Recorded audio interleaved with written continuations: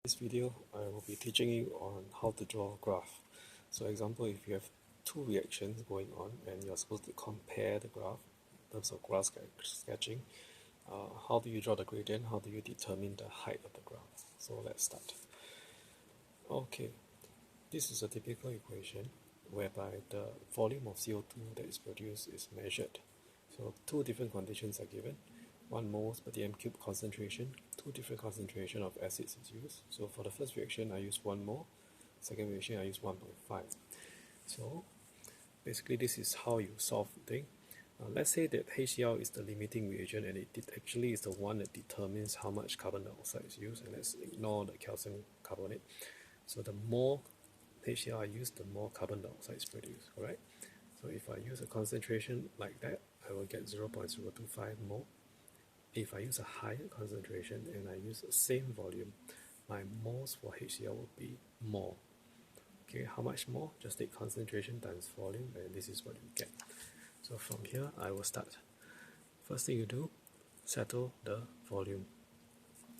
So reaction 2 is more than reaction 1. So reaction 2 is 0.0375, 0.025.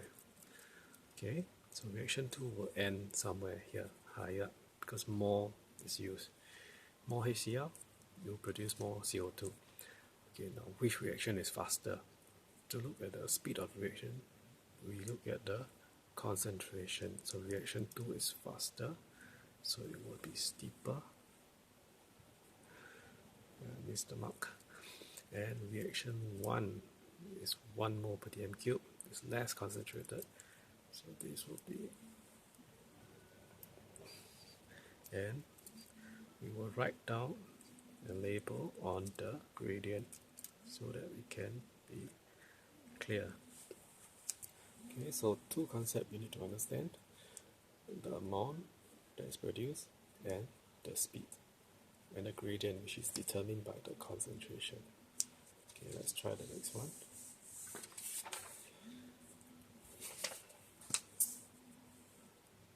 This time around I use same concentration but different volume. Okay, so I will get different moles. So in this case this is 0.025. This is much higher than this. This is just 0.01. So 0.025 mole for reaction 1. Reaction 2 is about half, slightly less than half. Half is about 0.012, so it's slightly less. So you got to be proportional. Now let's look. Both the concentration of the acid is the same. So if the concentration is the same, the gradient will be the same. So how do we draw? Let me see. Okay, and then for this you follow, and then it will branch off. So this part, the initial gradient is the same, then it branches off. So for similar concentration, both will follow the same and branch off. Okay, this is the third example, and now we complicate our life with 3 graphs. Now let's look at the concentration. The concentration of all 3 acids are different, and they will give us a different speed gradient.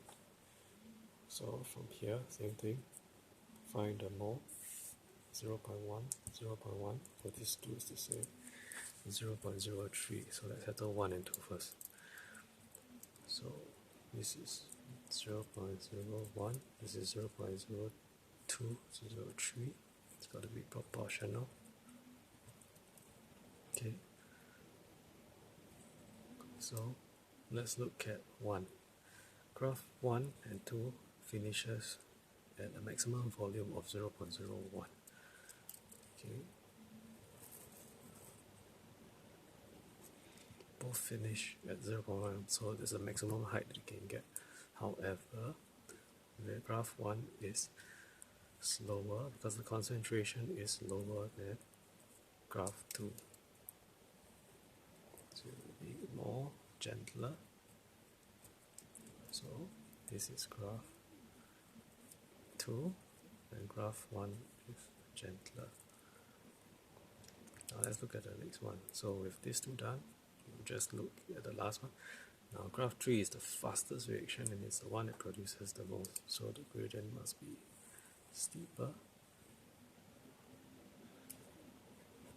And this is reaction 3. Now let's look at this case. In this case, volume is different, concentration is different.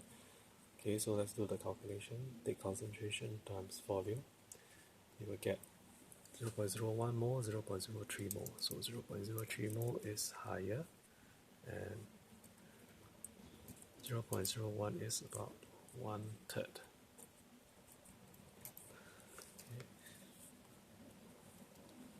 Okay, with that done, now let's look at the concentration. Both concentrations are different.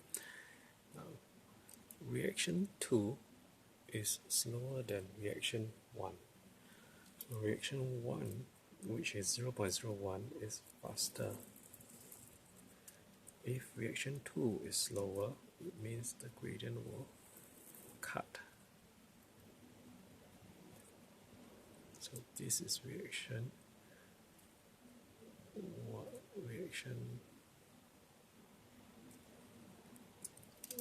this is reaction 1, and this is a slower gradient because it's 0.05, but it produces more.